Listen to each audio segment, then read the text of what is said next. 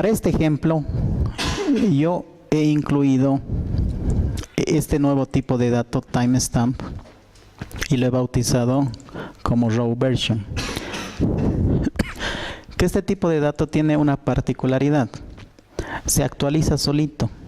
Cuando yo haga los inserts, no inserto row version, solito se va a actualizar, dependiendo si este dato a nivel de registro ha mutado o ha cambiado, se le dice. Solito se va a actualizar. Si yo le consulto, así es un timestamp, parece un número de valor binario. Cuando yo hago insert, si esta pido una declaración de insert,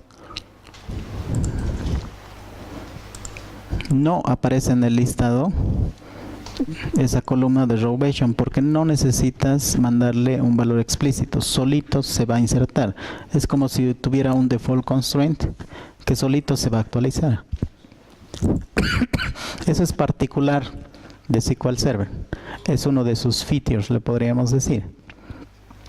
Tiene el propio y dense cuenta que es por registro. Perfecto. Hasta ahí preguntas, lo pueden hacer, ¿verdad?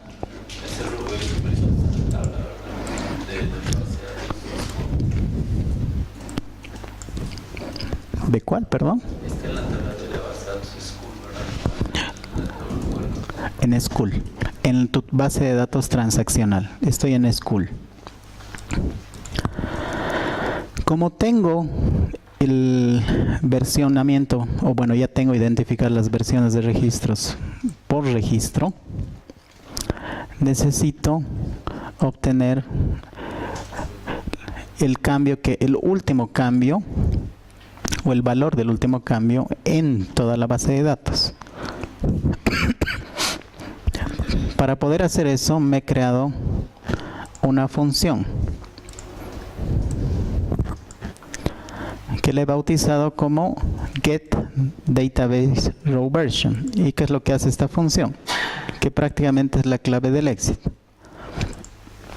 Más simple que esto.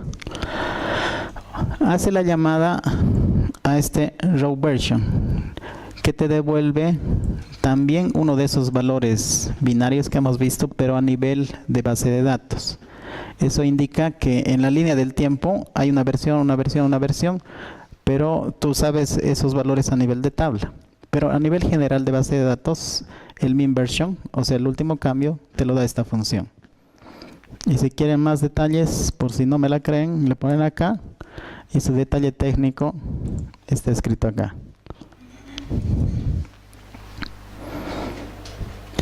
Retorna el row version más bajo en toda la base de datos. Y es lo que me sirve a mí. Yo ya sé de cada uno de mis registros de cada tabla, pero el de la base de datos no sé. ¿Quién me la entrega? Esta función. ¿Por qué le resto 1? Porque hay un desfase del valor de 1 cuando hago la conversión a bigint. La única razón. Nada del otro mundo. ¿Por qué me conviene manejar bigint? Es más manejable que ese valor binario. Acepta la conversión y es más manejable. ¿Preguntas hasta aquí? ¿Puedes explicar todo lo de timestamp? Ya. Crea uno automáticamente, que sería como un número consecutivo de todas las inserciones y modificaciones que se tienen. Sí. Pero ya. binario. Ya entiendo. Me voy a sacar un ejemplo. La DBTS creo que se llama.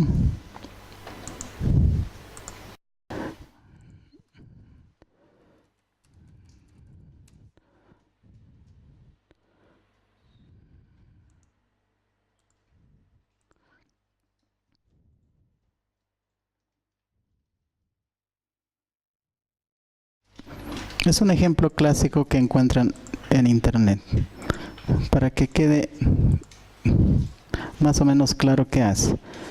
Ese DBTS es equivalente a la función que estamos utilizando. Estoy creando esta tabla que puede ser cualquiera de las que estamos teniendo. Y lo único que tiene, bueno, casualmente tengo una tabla igual, lo voy a borrar porque no sé qué hace.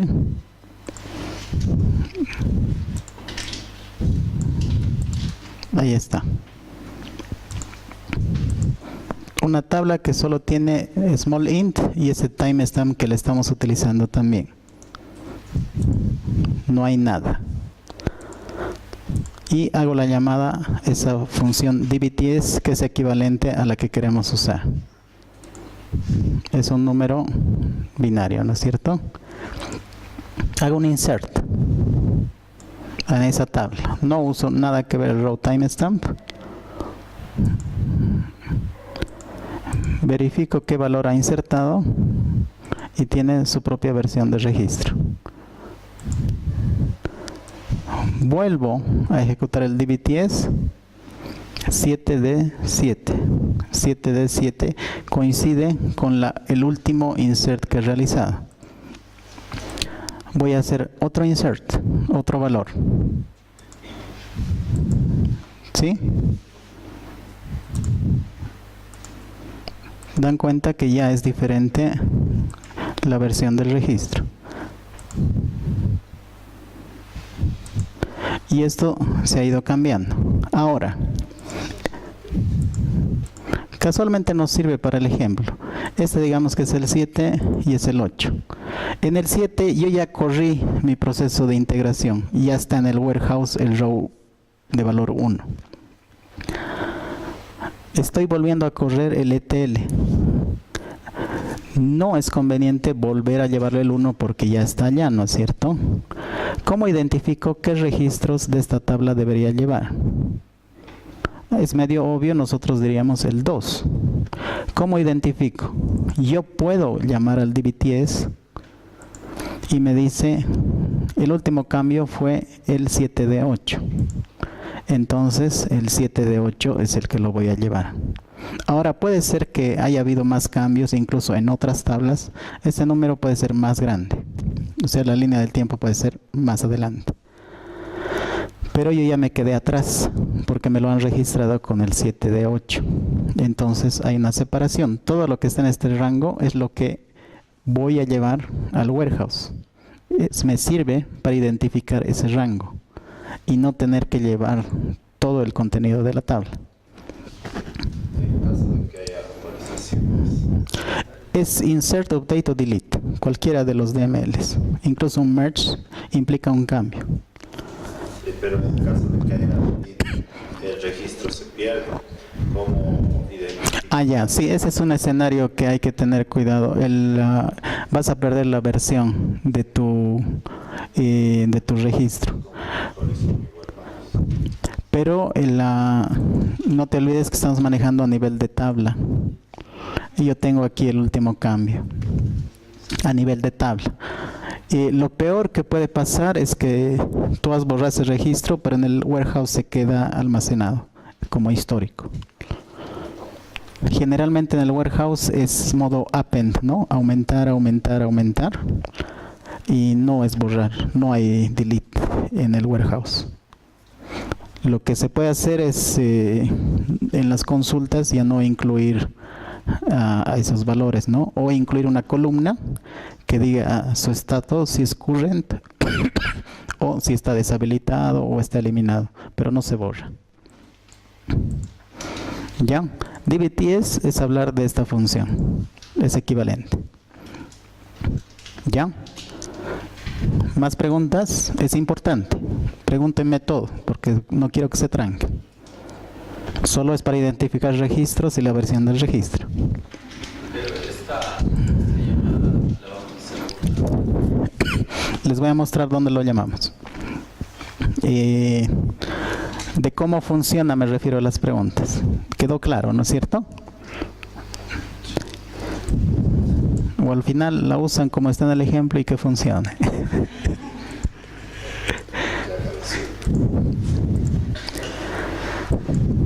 De todas formas, en internet siempre te muestran para qué sirve el dbts, que es una variación, el min dbts si quieren. Solo te permite identificar los cambios que ha ocurrido en los registros a nivel de base de datos. Lo podemos hacer correr esto. No lo hice correr en grupo.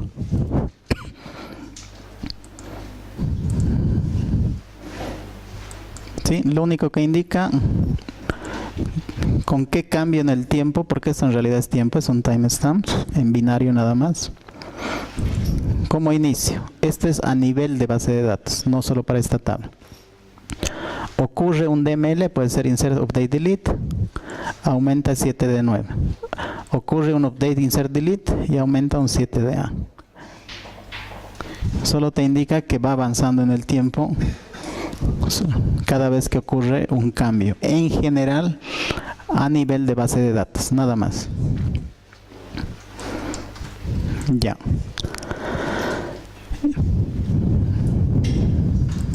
Esa es nuestra primera función.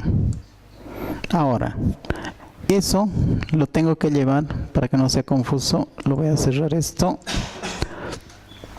Vamos a comenzar por una tabla pequeña. Department. Department ya incluye su row version. ¿Sí? Entonces me corresponde averiguar su cambio. Necesito un store procedure que me capture ese cambio.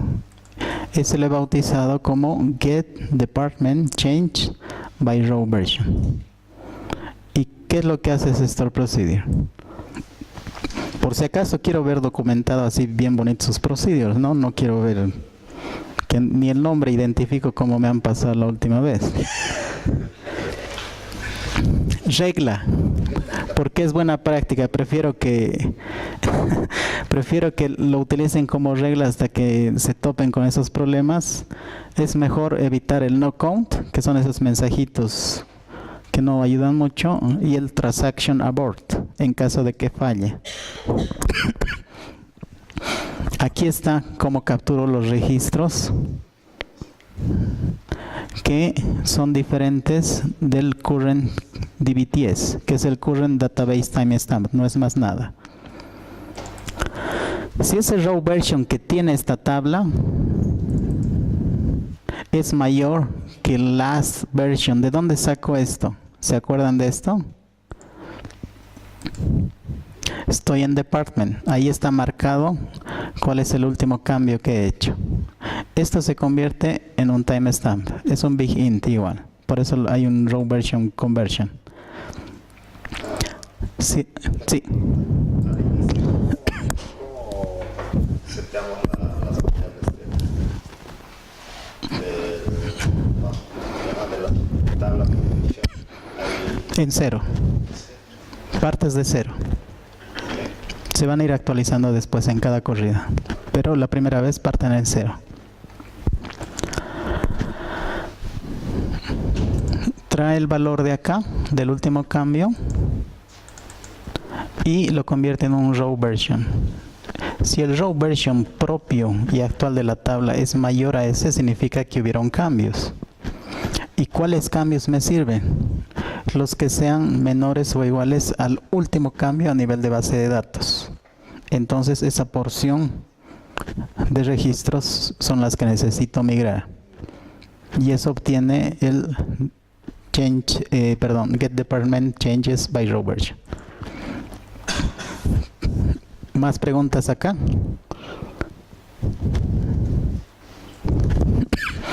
En department es fácil, porque si voy al modelo original no depende de nadie más y directamente lo puedo cargar, ¿no es cierto? Incluso con menos columnas, que lo hace más liviano. Pero se complica la vida, por ejemplo, con curso. ¿Por qué? Porque curso tiene dos tablas de relación one-to-one, ¿no es cierto? Y entonces hay otro tratamiento. Esto es get course changes by row version. Igual, el último cambio y el current DBTS. ¿Qué es lo que necesito de curso? Ya no es tan sencillo de leer una sola tabla. ¿Por qué he hecho eso? Estoy mezclando la información original de curso con el online course y on-site course. ¿Por qué he usado left join? por si no tiene un curso en línea o por si no tiene un on-site curso en línea. Sí. Para el ETL es necesario que no sean nulos, pero en este caso location o URL van a llegar a ser nulos en alguna de las opciones. Sí, es una buena pregunta. Eso lo he resuelto y he preferido resolverlo al momento de hacer el merge. Aquí hay otro procedure de merge que lo vamos a ver después. Eso yo prefería arreglarlo acá afuera. ¿Por qué? ¿Se acuerdan que era un poquito más costoso la consulta si utilizabas funciones de fila en el select? Por performance. ¿Cuál es la idea inicial cuando migras?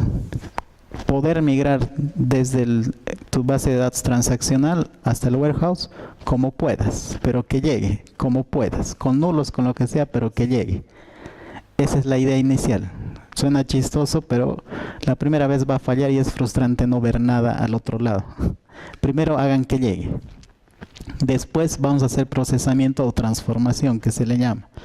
Y no hay problema, pero ya están los datos ahí. Y alguien me dice, ¿por qué he tenido que hacer union con prácticamente la misma consulta? Ese row version, ¿en cuántas tablas ha sido añadida? En el mismo course, en el online course y en el on-site course. ¿Por qué? Va a capturar cambios si yo cambio el nombre, ¿no es cierto? Hace la consulta y lo captura. Pero si el cambio lo hace en la URL, también tiene que disparar o formar parte de la próxima corrida, ¿no es cierto? Entonces necesitaba su row version acá. Y de igual forma en on-site course. Entonces hay 3 escenarios que deberían incorporarse en cada corrida del ETL. El primero es de course, por eso está en course cuando detecte cambios en su row version. El segundo está en el online course. Y el tercero está en el on-site course. No necesariamente son repetidos. Pero bueno, en este caso yo he validado que no haya repetidos. Depende de su modelo otra vez. Puede que este union provoque... bueno, el union en realidad va a incluir repetidos. Exacto. De esta forma capturo los cambios de course, online course y on-site course. Los junto todos y voy a cargar una sola tabla. Hasta aquí, ¿preguntas? Difícil no es, tal vez la primera vez porque no han visto algo similar, o tal vez alguien lo vio, no sé. Cuidados de lo null, yo les aconsejaría hacer ese cuidado al otro lado. Pero si quieren hacerlo acá, también pueden hacerlo. ¿Cuál es el problema? A veces se vuelve muy complejo y acuérdense que esto, la idea principal es llevar desde school a DW School. Mientras más simple sea ese proceso o ese paso, mejor. Y al otro lado hacen las conversiones.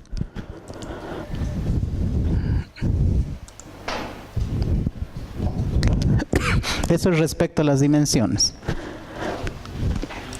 Con instructor hay algo similar, ¿no es cierto? Instructor es una combinación de person, course instructor y office assignment.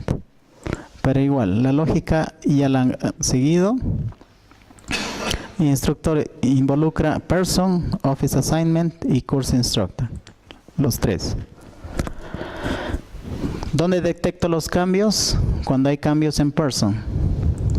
También cuando hay cambios, OFA es Office Assignment. ¿Por qué no me interesa mucho Course Instructor? Porque no hay información de análisis acá. Puedo estar equivocado. Hay que validar siempre esos escenarios, pero yo he visto en mis pruebas que no me ha dado ningún problema. Preguntas con instructor. La consulta es como para extraer la información combinada de dónde participa instructor. Las columnas, más o menos de lo que va a llegar al otro lado. Preguntas.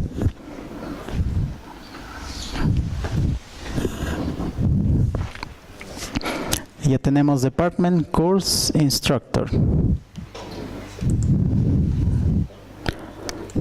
Student. Algo similar, ya se dan cuenta que hay cierto patrón que sigue, ¿no? Depende mucho su modelo y cuántos joins tienen. Acá he tenido que hacer un group by porque no hay ninguna función de agregación, pero había duplicados. El group by es equivalente al distinct en estos escenarios, me excluye duplicados. Para el caso de student era un poquito especial porque involucra al mismo student grade, que es una tabla grande. Tal vez una tarea de optimización es ver si necesariamente tendría que usar esta tabla, pero para este ejemplo y para esta corrida cumple su propósito, porque en student grade identifico los estudiantes que están los estudiantes que han sido enrolados. Estos son los estudiantes. Si se dan cuenta me sale duplicados, ¿no es cierto? Entonces con el group by evito eso. Y con el where solo capturo los que hayan cambiado en la línea del tiempo. Eso es respecto a dimensiones. Ahora el grade, que otra vez, dependiendo su modelo, puede que se vuelva bien complejo. Para este modelo, no. ¿Quiénes se involucra el grade? Todos sus IDs que voy a utilizar. Casualmente ya tiene student, tiene course. ¿Quién no tiene? Department. Entonces lo traigo. ¿Quién no tiene? Instructor. Entonces lo traigo. Es lo único que hago. Obtengo course, obtengo instructor, obtengo student y el mismo grade de la tabla transaccional. Y me los voy a llevar los que hubieran cambiado en la línea del tiempo. ¿Cambiado dónde? ¿De dónde es el rotation? De student grade.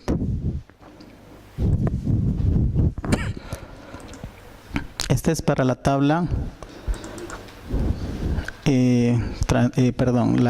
la fact table se le llama. Hasta aquí preguntas todos siguen un mismo patrón, ¿se han dado cuenta? Get, grade, changes by row version. El nombre, por si acaso, lo he hecho a propósito, para que sea similar. Preguntas de los procedures que capturan los cambios. No es difícil, hasta se vuelve mecánico cuando ellos captan la idea. ¿Cómo los utilizo todos juntos? En uno solo hecho para usar todos. Y eso es el poder del SQL dinámico. Lo van a ver en acción acá. Lo he llamado el Pull Data to the Data Warehouse. El principal propósito de este proceso es llevar todos los cambios, tanto de dimensiones como eventos de la fact table, al warehouse. Voy a utilizar mi string, o lo voy a ensamblar, mejor dicho, y sus definiciones. ¿Se acuerdan que seguía el mismo patrón? Vamos a utilizar uno para verificar eso. Necesitaba el último cambio y el cambio actual a nivel de base de datos. Necesitaba el último cambio y el cambio actual a nivel de base de datos. Ese es su parameter definition. Eso lo hemos visto en las diapositivas. Voy a hacer un insert a nivel del Data Warehouse School, pero en el esquema ETL y de la tabla que estoy especificando. Y voy a insertar lo que salga de hacer el execute de alguno de estos get changes by row version. ¿De cuáles? Del que se ensamble con el nombre de la tabla. Esto me permite reutilizar la llamada, ¿no es cierto? Ejecuto el store procedure y hago una actualización de la migración de tabla. ¿Qué hace este update? Va a actualizar la tabla de migración. ¿Se acuerdan de ese latest change? A un valor más actual, porque ya ha pasado una corrida, entonces hay un nuevo valor del DBTS, que no es más que el database timestamp. Y nada más, no hace nada más. Preguntas hasta acá. Bueno, lo cerré el pool data. ¿Entienden cómo funciona el pool data? Nada del otro mundo. Un genérico para correr varios store procedures utilizando solo el nombre de la tabla. ¿Cómo lo voy a usar eso? Me voy a adelantar al job que va a hacer ese trabajo.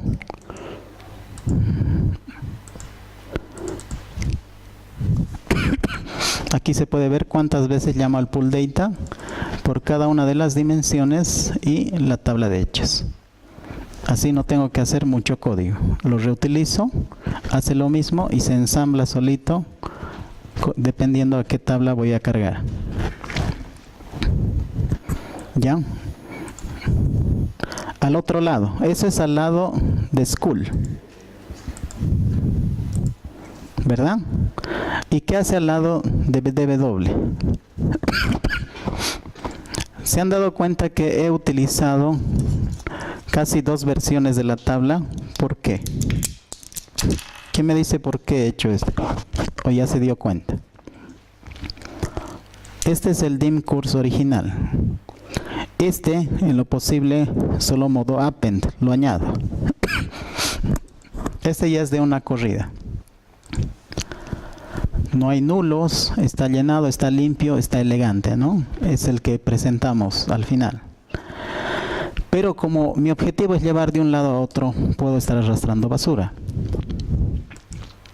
O puede que falle.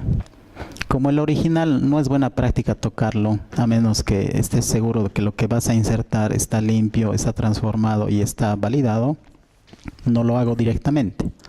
Por eso este pool data, ¿dónde está el pool data?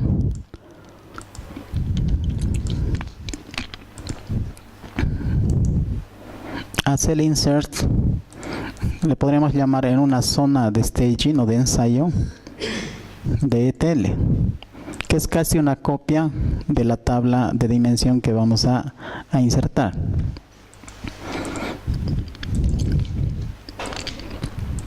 Este es el original y este es mi área de ensayo. ¿Cuál es el propósito? Hay otro, exacto. Hay otros procedures acá. Este ya es en School, en the Data Warehouse, que utilizan ese comando merge. En integración prácticamente todo el tiempo usamos el merge. ¿Cuál es mi destino? La dimensión. ¿Qué origen voy a utilizar? Lo que han podido traer a esa segunda base de datos. Por si acaso, aquí se ve mucho drama para llevar de una base de datos a otro, pero en escenarios reales estás llevando de un server a otro. Ahí se ve la diferencia. Hago el merge, obviamente en este ejemplo por el course ID, y hago update. Aquí, si se dan cuenta, hago tratamiento de nulos. Incluso mi nueva variable course type la hago nacer acá. Cuando declaro cuando asigno course type, si identifico que la URL es nulo, por reglas de negocio yo sé que si no tiene URL es un online y si no es un on-site. Caso contrario, hago un insert. Igual hago nacer mi variable nueva y procesamiento de nulos. Y esos valores están más limpios, son más fidedignos y recién van a la tabla dimensión. ¿Sí? Lo mismo para departments. Van a ver cierto patrón. Lo voy a pasar rápido porque es casi lo mismo. Department name, budget, si no hay inserto incluyendo el ID. El que tal vez tenga un poquito más de lógica sea el del grade, porque esto es de la fact table, de la tabla de ventas. Incluye más llaves porque necesita información department ID, course ID, instructor, student. Y casi el único valor que estoy llevando es el grade, que puede darse el caso que sea nulo y yo lo estoy limpiando como 0. Y si no, lo inserto como un nuevo registro. Hasta aquí, ¿preguntas? Mecánico, ¿no? Si ya entienden uno, entienden el resto.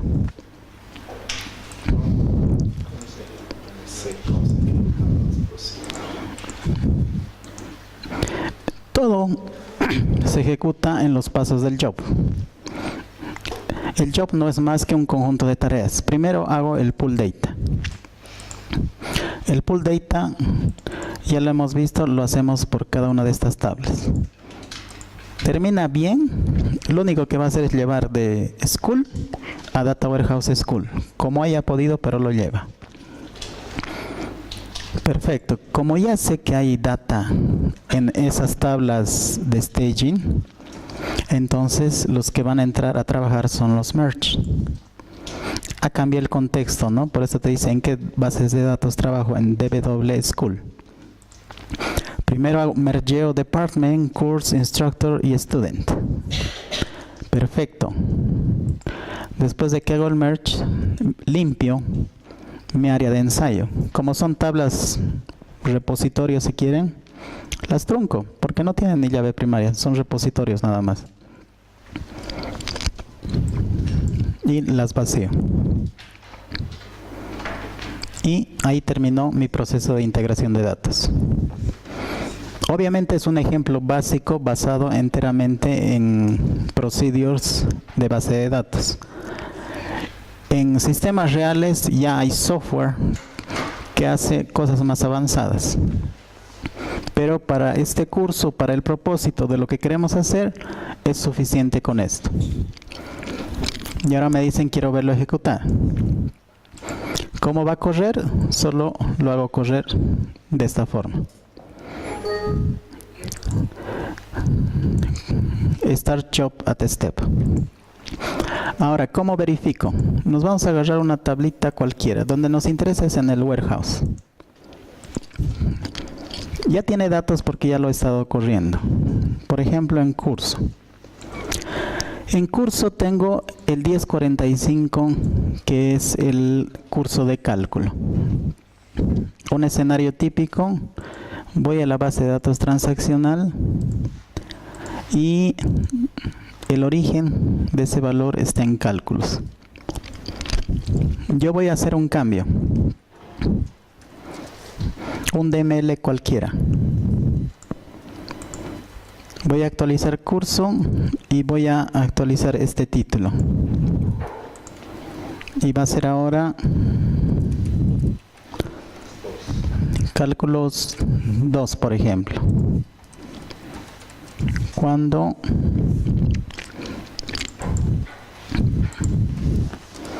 ese curso ID sea el 1045. Estoy haciendo un simple update cualquiera.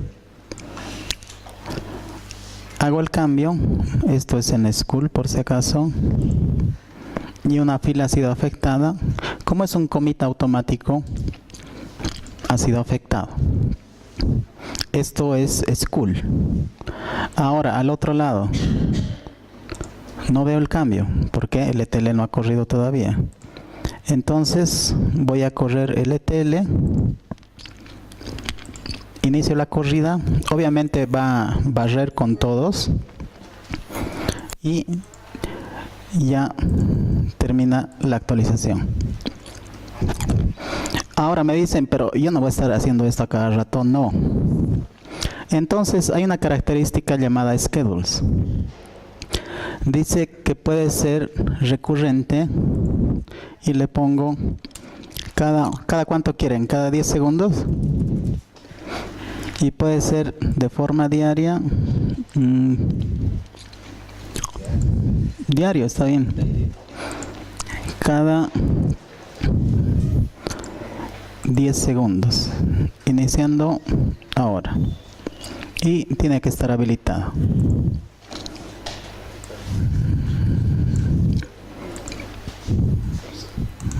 Sí. Bueno, ha habido algunos errores. Esto vamos a hacer, por ejemplo, le hago rollback a su cambio anterior y automáticamente, estando en DW School, ya se cambió solito cada 10 segundos. Y eso pueden verificar su corrida para que no parezca que se les echa al lado. Acá aparecen las corridas, ¿no? 40, 50 Ya ha corrido uno más y eso se va a ir incrementando. Automáticamente por debajo se va a sincronizar. Y eso, señores, es integración de datos.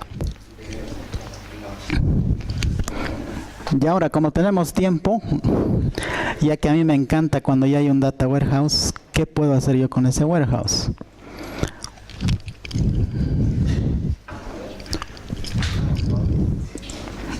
Pero es que les va a gustar esto también.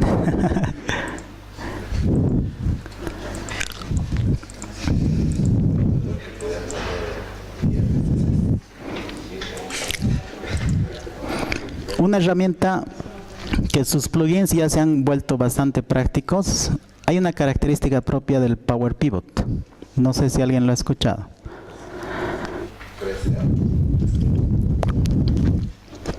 ¿Qué voy a hacer con el Power Pivot?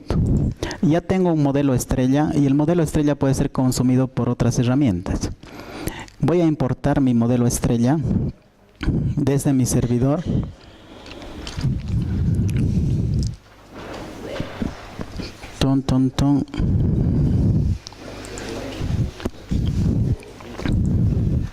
Y aquí está mi DB School, que incluso si se dan cuenta se está actualizando constantemente. Y voy a incluir primero mis tablas de dimensión y mi fact table. Esto ya va a extraer todo les digo, desde el SQL Server y lo va a traer a su propio motor. Por eso te muestra el número de registros. Obviamente así violento porque no es muy grande. A un nuevo motor analítico que es equivalente al modelo tabular o el Analysis Services de las soluciones de Microsoft. Y aquí está mi modelo estrella. Ahora, ¿qué puedo yo hacer ahí? Como ya está migrado y ya está en memoria, yo puedo cambiar ya la estructura de visualización pensando que esto es para clientes. Entonces, yo voy a ver acá o voy a analizar información de instructor. IDs no es muy práctico ver, entonces lo escondo de los tools. Aquí es el nombre de instructor. Location todavía no lo voy a usar y hard date todavía no lo voy a usar, lo voy a esconder. Mi primer punto de análisis, instructor. El DIM department, simplemente quiero que sea department. El ID no lo muestro. El budget todavía no lo voy a usar. Student, voy a mostrar la información de student. El ID no lo voy a mostrar. Enrollment date todavía no lo voy a usar. Esto, por si acaso, no altera la estructura ni la data del repositorio original que es SQL Server. Esto es en memoria, por eso me doy el lujo de hacer esos cambios. Lo escondo, el course type tal vez me sirva, URL todavía, location todavía. Que también puedo cambiar el grade. Lo voy a llamar como mi repositorio de las métricas. Ahora se van a llamar métricas, ya no measures. Por favor, anótense esa diferencia. IDs no se muestra a los clientes, generalmente. Student ID tampoco me sirve. El grade, alguien me diría, puedes mostrar el grade. Ahora, para esto, como es de visualización, no. Y les voy a mostrar qué se muestra entonces. Lo que era métricas, van a nacer nuevas fórmulas. ¿Qué queríamos analizar? Totales, ¿no es cierto? Un total students, por ejemplo, voy a hacer un análisis. El de la sintaxis, no se asusten, es su sintaxis propia de algo que se llama el Data Analysis Expressions. Voy a hacer un distinct count. Estoy en la fact table, metrics es la fact table, que es lo que voy a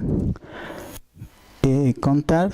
De métricas voy a contar sus student ID, que ese conteo me retorna el total de estudiantes. ¿Qué más puedo contar? Puedo calcular promedio de notas, ¿no es cierto? Average grade. Que eso es un average de las notas. ¿Cuál es la nota? Metrics grade. La notación no es muy difícil. ¿Y qué más puedo hacer? Total instructors, ¿no? Alguien quería saber el número de instructores también. Que es un conteo de los distintos instructores. Ahí están. Como cuento, estudiantes, instructores. ¿Qué más tengo? Departments, ¿no?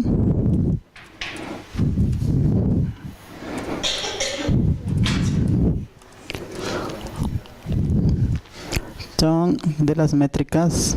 ¿Dónde están los departments? Ahí está. Perfecto. Estos son métricas. Uy, no he guardado el libro. Esto va a ser DW School.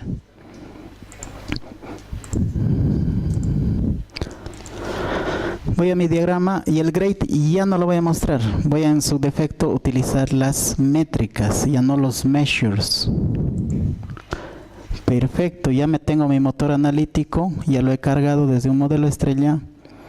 Hasta ahí ya cumplió su cometido.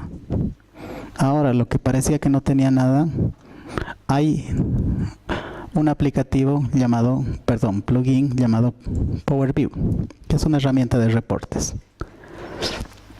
¿Y se acuerdan del modelo? Ahí está el modelo. ¿Qué queríamos ver? Por ejemplo, curso.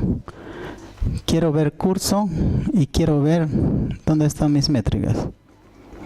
Quiero ver el promedio por curso. Ahí está. Ya tengo el promedio por curso. No me gusta esta vista tabular, entonces tal vez la vista en barras. Ahí está. Y ya tengo mi modelo funcional.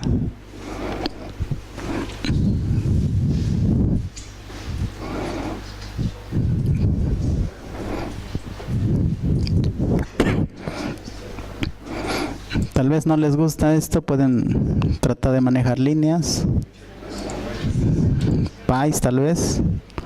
Esto es muy común en las empresas que se trabajan, ¿no? Cuando se pide se puede tener los Sí. pero un par de meses, un par de meses en las que trabajan, ¿no? También hemos tenido problemas. Realizar los data warehouses que se manejan demasiados datos. Sí. Los millones de datos. En este caso, no es recomendable utilizar esto, ¿no? Porque recuerdo que en alguna oportunidad hacíamos morir Excel, No, he utilizado el Excel para hacer el ejemplo. A nivel empresarial no soportaría un gran volumen de datos.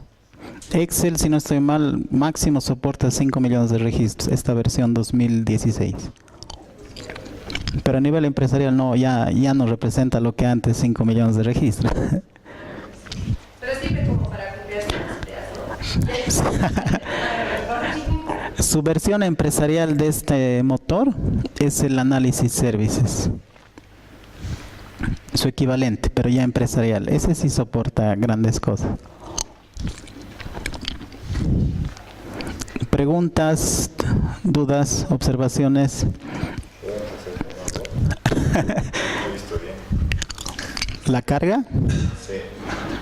La información que ha cargado, si actualiza el Data Warehouse, ¿se va a actualizar?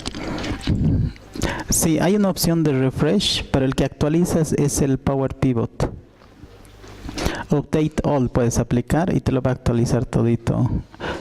Utiliza esa conexión, ¿no es cierto? Hemos creado una conexión inicial, te lo va a actualizar con los registros.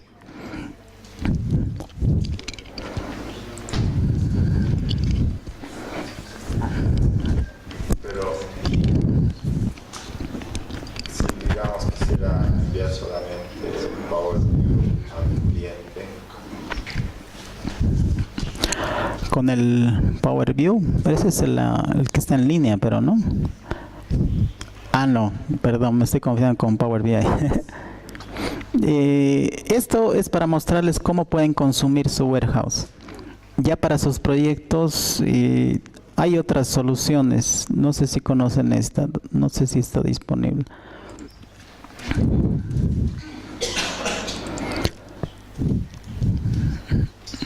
Y creo que he expirado. No tengo conexión afuera. Pero hay otras herramientas como esta. Este Tableau, por ejemplo, está entre los top 10 reporting tools o business intelligent reporting tools, según lo que es Gartner.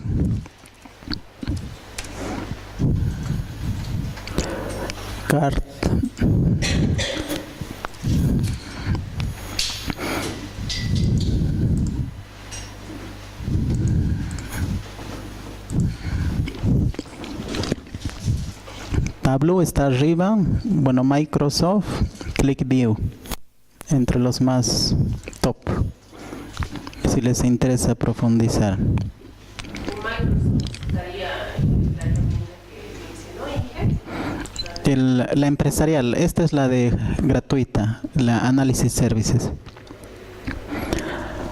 Si se animan, pueden hacer un proyecto Analysis Services que no es muy difícil y lo consumen y lo muestran a partir del cubo, se le llamaría.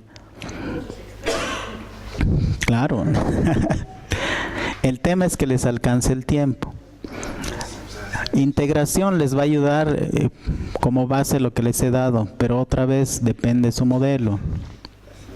Ustedes ya han visto que con el taller mecánico han sacado buenos modelos, pero se les ha complicado la vida cuando tenían que usarlos. Casi a todos les ha pasado eso.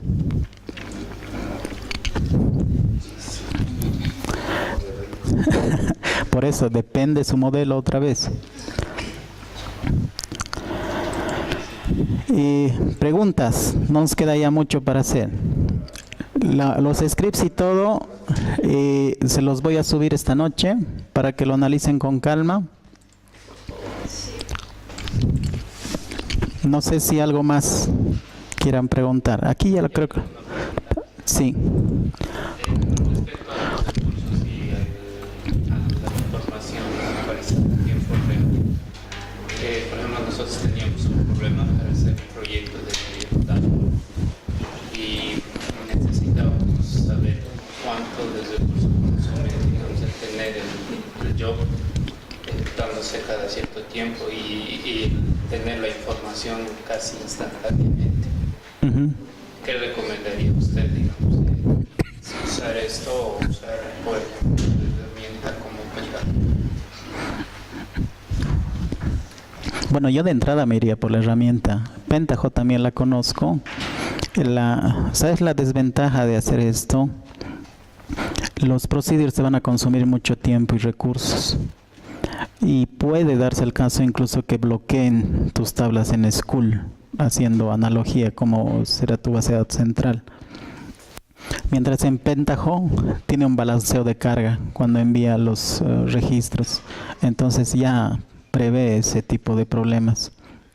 Por eso nacen las herramientas de integración. Pentaho tiene buena reputación en términos de herramientas de integración. Esto igual pueden ver los top 10 tools de Data Integration.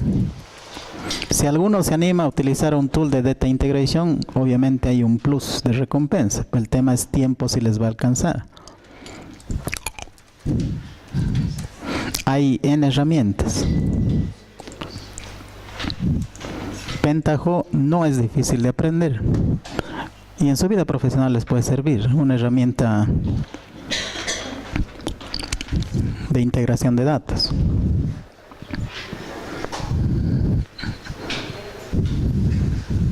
Bueno, ha variado un poco. Talent es uno conocido. Oracle tiene OD, Oracle Data Integration. Microsoft es el Integration Services.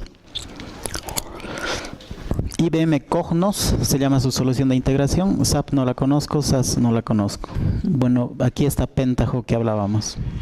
No está tan arriba, pero la gran ventaja es que es open source y free, ¿no? Y no solo es integración, también tiene reporting, también tiene Mondrian para hacer análisis. Una suite bastante enriquecida para hacer business intelligence. Ya, ahí quedamos entonces. Claro. Bueno, alguna vez me ha pasado que, por decirte, información. Ujú.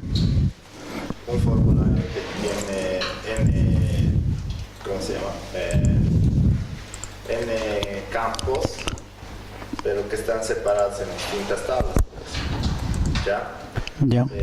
Almaceno esa información, pero eso se va a ir almacenando secuencialmente, es decir, tabla por tabla. Si la ETL se ejecuta, por decir, a mitad de mi transacción, de lo que estoy almacenando en las tablas, no me va a causar algún problema, ya sea de bloqueo o de pérdida de información. Sí. Eso por ese tipo de razones, bueno, es que también depende del negocio. Por ejemplo, en el caso de Viva, un caso real te doy, corren sus ETLs en la noche. En los horarios tienen un open window de 2 de la mañana a 5:30. Lo que haya podido cargar, va a cargar. Y en la próxima corrida se va a arreglar lo que haya podido arreglar. Porque justamente bloquea las tablas. Y hablar de volverlo a correr por el volumen de datos y el tiempo que tarda en cargar, no es una opción.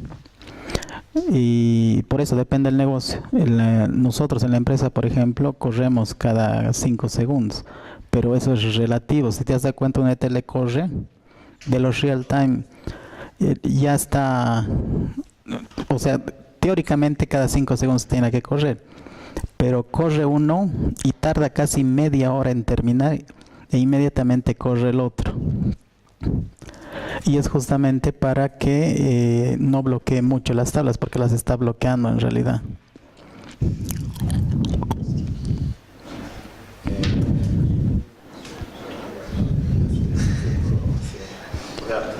Podríamos hacer también algo para identificar que la transacción haya terminado de todas las tablas al origen del vecino, para poder Sí.